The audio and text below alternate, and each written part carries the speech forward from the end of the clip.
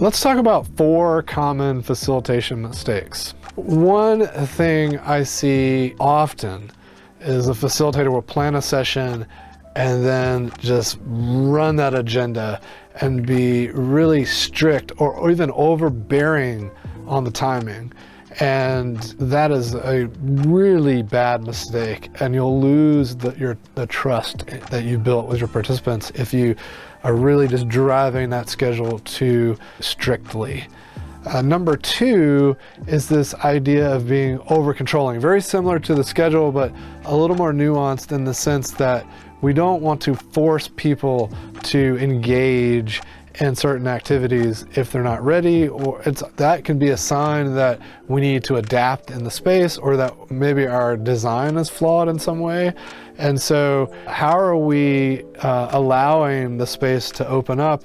Another way that we're too controlling or too forced is when we try to fill up all the space ourselves rather than embracing silence and allowing the group's genius to emerge. So number 3 is avoiding conflict. By seeing different conflicting viewpoints come up, you step away from it. We get uncomfortable with what's coming up, and so then as a facilitator and as a leader, we veer away from that instead of leaning into it and seeing it as an opportunity to build out of, as a signal to us that multiple viewpoints are in the room, and that by walking through that we can get to our purposes and to that ultimate set of outcomes we're hoping for.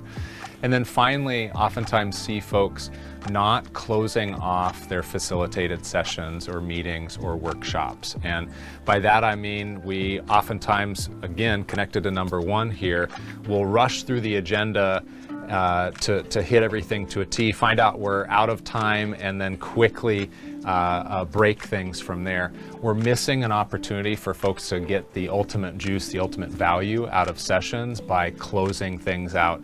And this can even be an abbreviated way where you actually step back, reflect on what happened and what that means for next steps that you might take, versus just shutting it off and not getting the value that you need.